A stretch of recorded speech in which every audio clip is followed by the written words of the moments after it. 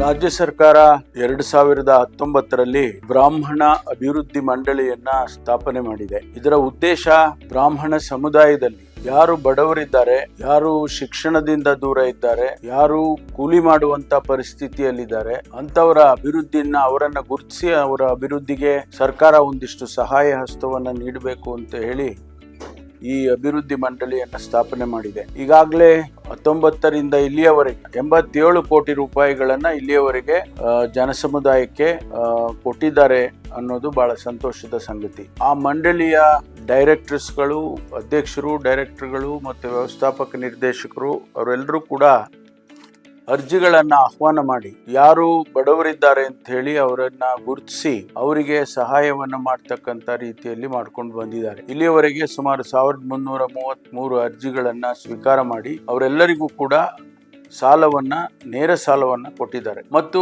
ಕೊಡೋದರ ಜೊತೆಗೆ ಅವರು ಅದನ್ನ ಉಪಯೋಗ ಮಾಡಿದ್ದಾರೆ ಅಂತ ಹೇಳಿ ಅವರ ಯಾವ್ಯಾವ ಉದ್ದೇಶಕ್ಕೆ ಅವರಿಗೆ ಕೊಟ್ಟಿದ್ರು ಅದನ್ನ ತಾವೇ ಖುದ್ದಾಗಿ ಪರಿಶೀಲನೆ ಮಾಡಿ ಸರ್ಕಾರದ ಆಸೆ ಏನಿದೆ, ಸರ್ಕಾರದ ಉದ್ದೇಶ ಏನಿದೆ, ಅದು ಸಫಲ ಆಗಿದೆ ಅನ್ನೋದನ್ನ ಪರಿಶೀಲನೆ ಮಾಡಿದ್ದಾರೆ. ಈ ಮಂಡಳಿ ಅತ್ಯುತ್ತಮವಾಗಿ ಕೆಲಸವನ್ನ ಮಾಡಿದೆ ಮತ್ತು ಜೊತೆಗೆ ಯಾರು ಬಡವರಿದ್ದಾರೆ ಈ ಸಮುದಾಯದಲ್ಲಿ ಅವರಿಗೆ ಉಪಯೋಗ ಆಗಿದೆ ಅನ್ನೋದನ್ನ ಇವತ್ತು ಬಹಳ ಹೆಮ್ಮೆಯಿಂದ ನಮ್ಮ ಅಧ್ಯಕ್ಷರು ಮತ್ತು ನಿರ್ದೇಶಕರೆಲ್ಲರೂ ಕೂಡ ತಿಳಿಸಿದ್ದಾರೆ. ಹಾಗಾಗಿ ಮೊದಲನೇದಾಗಿ ನಾನು ಸರ್ಕಾರದ ವತಿಯಿಂದ ಅಭಿನಂದನೆಯನ್ನು ಸಲ್ಲಿಸ್ತೇನೆ.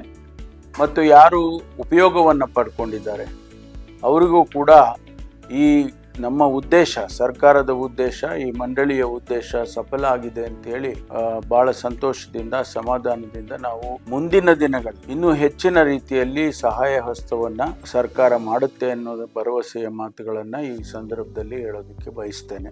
ಶುಭವಾಗ್ಲಿ ಅಂತ ಹೇಳಿ ಈ ಸಂದರ್ಭದಲ್ಲಿ ಹೇಳ್ತೇನೆ. ಈ ವರ್ಷದಲ್ಲಿ 2026-27ಕ್ಕೆ ಈಗಾಗಲೇ ಅರ್ಜಿಗಳನ್ನ ಆಹ್ವಾನ ಮಾಡಿದ್ದಾರೆ. ಆಗಸ್ಟ್ ಕೊನೆಗೆ ಇದು ಮುಗಿಯುತ್ತೆ. ತಾವೆಲ್ಲರೂ ಕೂಡ ಯಾರಿಗೆ ಸಾಲವನ್ನ ತೆಗೆದುಕೊಳ್ಬೇಕು, ಅದರ ಉಪಯೋಗವನ್ನ ಪಡ್ಕೊಳ್ಬೇಕು ಅಂತಿದೆ ಅವರು ಅರ್ಜಿಗಳನ್ನ ಸಲ್ಲಿಸಿ ಇದರ ಉಪಯೋಗವನ್ನ ಪಡ್ಕೊಳ್ಳಿ ಅಂತ ಹೇಳಿ ನಾನು ಕೂಡ ಈ ಸಂದರ್ಭದಲ್ಲಿ ತಿಳಿಸೋದಕ್ಕೆ ಬಯಸ್ತಾ ಇದ್ದೇನೆ. ಕರ್ನಾಟಕ ರಾಜ್ಯದ ಎಲ್ಲ ವಿಪ್ರ ಸಮಾಜ ಬಾಂಧವರೇ, ಇವತ್ತಿನ ದಿವಸ ಕರ್ನಾಟಕ ಸರ್ಕಾರದ ಉಪಮುಖ್ಯಮಂತ್ರಿಗಳಾಗಿರ್ತಕ್ಕಂತಹ ನಮ್ಮ ಡಾಕ್ಟರ್ ಜಿ ಪರಮೇಶ್ವರ್ ಅವರು ಬ್ರಾಹ್ಮಣರ ಅಭಿವೃದ್ಧಿ ಮಂಡಳಿಯ ನೇರ ಸಾಲ ಯೋಜನೆ ಕೈಪಿಡಿಯನ್ನು ಬಿಡುಗಡೆ ಮಾಡಿದ್ದಾರೆ. ಇದರ ಸದುಪಯೋಗವನ್ನು ಇಡೀ ಸಮಾಜ ಯಾರು ಆರ್ಥಿಕವಾಗಿ ಹಿಂದುಳಿದಿರುತ್ತಾರೆ, ಅಂದರೆ ಮಾನದಂಡ ಎಕನಾಮಿಕಲಿ ವೀಕರ್ ಸೆಕ್ಷನ್ ಸರ್ಟಿಫಿಕೇಟಿನ ಮುಖೇನ ನಮ್ಮ ಬ್ರಾಹ್ಮಣರ ಅಭಿವೃದ್ಧಿ ಮಂಡಳಿಯ ಈ ವೆಬ್ಸೈಟ್ಗೆ ಹೋಗಿ ಅದರ ಉಪಯೋಗವನ್ನು, ಅಂದರೆ ನೇರ ಸಾಲ ಯಾತಕ್ಕೆ ಕೊಡ್ತಾ ಇದ್ದೀವಿ ಅಂತಂದರೆ ನಮ್ಮ ಆರ್ಥಿಕ ಅಭಿವೃದ್ಧಿ ಒಳ್ಳೆಯದಾಗಲಿ, ಅವರ ಒಂದು ಜೀವನ ಸುಧಾರಣೆ ಆಗಲಿ ಅಂತಕ್ಕಂಥದ್ದನ್ನು ಏನು ನಮ್ಮ ಕರ್ನಾಟಕ ಸರ್ಕಾರ ಬ್ರಾಹ್ಮಣರ ಸಮಾಜದ ಮನೆಗೆ ಹೋಗಿ ಕೊಡುವಂಥ ಕಾರ್ಯಕ್ರಮ ಇದು. ಅಂದರೆ 1 ಲಕ್ಷ ಮತ್ತು 2 ಲಕ್ಷ ರೂಪಾಯಿ, ಅದಕ್ಕೆ 20% ಸಬ್ಸಿಡಿ ಇರುತ್ತೆ. ಮತ್ತು ಉಳಿಕೆಯಾದ ಹಣಕ್ಕೆ 34 ಕಂತಿರುತ್ತೆ, 4% ಇಂಟ್ರೆಸ್ಟು, ಅಂದರೆ ಭಾಳ ಕಡಿಮೆ ಬಡ್ಡಿ ದರದಲ್ಲಿ. ಈ ಒಂದು ಉಪಯೋಗವನ್ನು ಇವತ್ತು ಕರ್ನಾಟಕ ಸರ್ಕಾರ ಮಾಡಿರೋದು ನಾವು ಇವತ್ತು ನಮ್ಮ ಈ ಸರ್ಕಾರಕ್ಕೂ ನಾನು ಅಭಿನಂದಿಸ್ತಾ, ನಮ್ಮ ಸಮಾಜದ ಬಗ್ಗೆ ಇಷ್ಟೊಂದು ಕಳಕಳಿ ತೊಗೊಂಡಿರ್ತಕ್ಕಂಥ ಮುಖ್ಯಮಂತ್ರಿ ನೂತನವಾಗಿರ್ತಕ್ಕಂಥ ನಮ್ಮ ಡಿ.ಕೆ. ಶಿವಕುಮಾರ್ ಅವ್ರಿಗೂ, ಉಪಮುಖ್ಯಮಂತ್ರಿಯಾದ ನಮ್ಮ ಡಾಕ್ಟರ್ ಜಿ ಪರಮೇಶ್ವರ್ ಅವ್ರಿಗೂ ವಿಶೇಷವಾದ ಅಭಿನಂದನೆ. ಮತ್ತು ನೀವೇನು ಈ ಹಣನ ಕ್ಯಾಟ್ರಿಂಗ್ ಮಾಡೋದಕ್ಕಿರ್ಬೋದು, ಹಸು ಸಾಕಾಣಿಕೆ ಇರ್ಬೋದು, ಇದನ್ನೆಲ್ಲ ಮಾಡಿ ನಿಮ್ಮ ವೃತ್ತಿ ಜೀವನದಲ್ಲಿ ನಿಮ್ಮೊಂದು ಶಕ್ತಿಯನ್ನು ತುಂಬುವಂಥ ಕೆಲಸ ನಮ್ಮ ಕರ್ನಾಟಕ ಸರ್ಕಾರ ಮಾಡಿದೆ.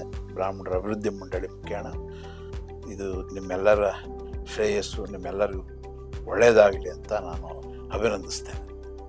ಅರ್ಜಿದಾರರು ಕರ್ನಾಟಕದ ಕಾಯಂ ನಿವಾಸಿಗಳಾಗಿರಬೇಕು. ಈ ಯೋಜನೆಗೆ ಅರ್ಜಿ ಸಲ್ಲಿಸಲು ಈ ವರ್ಷದ ಚಾಲ್ತಿಯಲ್ಲಿರುವ EWS ಸರ್ಟಿಫಿಕೇಟನ್ನು ಎನ್ಕ್ಲೋಸ್ ಮಾಡಬೇಕಾಗಿ ಕೋರಿಕೊಳ್ಳುತ್ತೇವೆ. ಈ ಯೋಜನೆಗೆ ಅರ್ಜಿ ಸಲ್ಲಿಸುವವರ ವಯಸ್ಸು 18ರಿಂದ 65 ವರ್ಷದ ಒಳಗಿರಬೇಕು. ಈ ಯೋಜನೆಗೆ ವಿದ್ಯಾಭ್ಯಾಸವನ್ನ ಪಡಿತಾರಂತಹ ವಿದ್ಯಾರ್ಥಿಗಳು ಅರ್ಜಿಯನ್ನ ಸಲ್ಲಿಸಬಾರದು. ಈ ವಿಪ್ರಸಾಲ ಯೋಜನೆಯಲ್ಲಿ ಮಹಿಳೆಯರಿಗೆ 33% ಶೇಕಡ ಮೀಸಲಾತಿ ಇರುತ್ತದೆ. ಹಾಗೆ ದಿವ್ಯಾಂಗರಿಗೆ 5% ಮೀಸಲಾತಿ ಇರುತ್ತದೆ. ಒಂದು ಕುಟುಂಬದಿಂದ ಒಬ್ಬರಿಗೆ ಮಾತ್ರ ಅರ್ಜಿ ಸಲ್ಲಿಸಲು ಅವಕಾಶವಿರುತ್ತದೆ. ಆಗಸ್ಟ್ 31ನೇ ತಾರೀಕಿನ ತನಕ ಇರುತ್ತೆ. ಇದರ ಸದುಪಯೋಗವನ್ನ ಯಾರು ಆರ್ಥಿಕವಾಗಿ ಹಿಂದುಳಿದಿರ್ತಕ್ಕಂಥವ್ರು ಇದನ್ನ ಉಪಯೋಗಿಸ್ಕೊಂಡು ತಮ್ಮ ಆರ್ಥಿಕ ಅಭಿವೃದ್ಧಿಗೆ ಸಹಾಯಕವಾಗಲಿ.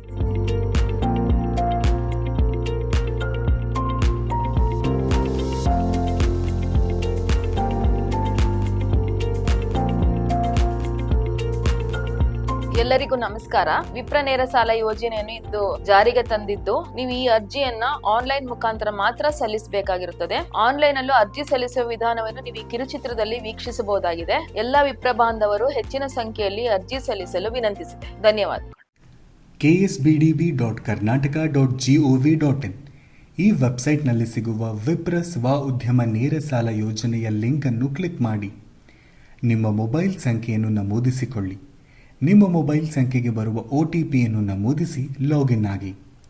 ನಂತರ ಆಧಾರ್ eKYC ಪೂರ್ಣಗೊಳಿಸಿ. ನಂತರ EWS ಎಕನಾಮಿಕಲಿ ವೀಕರ್ ಸೆಕ್ಷನ್ ಪ್ರಮಾಣ ಪತ್ರದ RD ಸಂಖ್ಯೆಯನ್ನು ನಮೂದಿಸಿ ಪ್ರಮಾಣೀಕರಿಸಿ. ಇದಾದ ನಂತರ ಮುಂದಿನ ಪುಟ ತೆರೆದುಕೊಳ್ಳುತ್ತದೆ. ಈ ಪುಟದಲ್ಲಿ ಅರ್ಜಿದಾರರ ವೈಯಕ್ತಿಕ ವಿವರ ಹಾಗೂ ಲೋನ್ ವಿವರವನ್ನು 10 ಪದಗಳಿಗೆ ಮೀರಿದ ಹಾಗೆ ಭರ್ತಿ ಮಾಡತಕ್ಕದ್ದು.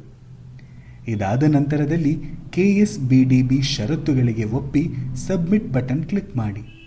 ನಿಮ್ಮ ಅರ್ಜಿಯ ಪ್ರಿವ್ಯೂ ನೋಡಿ ಏನಾದರೂ ಬದಲಾವಣೆ ಇದ್ದಲ್ಲಿ ಬದಲಾಯಿಸಿ ಸಬ್ಮಿಟ್ ಬಟನ್ ಅನ್ನು ಪುನಃ ಕ್ಲಿಕ್ ಮಾಡಿ. ನಂತರದಲ್ಲಿ ಅರ್ಜಿಯನ್ನು ಡೌನ್ಲೋಡ್ ಮಾಡಿಕೊಳ್ಳತಕ್ಕದ್ದು. ಹಾಗೆಯೇ ಅರ್ಜಿಯ ಸಂಪೂರ್ಣ ವಿವರವನ್ನು ಅರ್ಜಿದಾರರ ಮೊಬೈಲ್ ಸಂಖ್ಯೆಗೆ SMS ಮೂಲಕ ಕಳುಹಿಸಲಾಗುವುದು.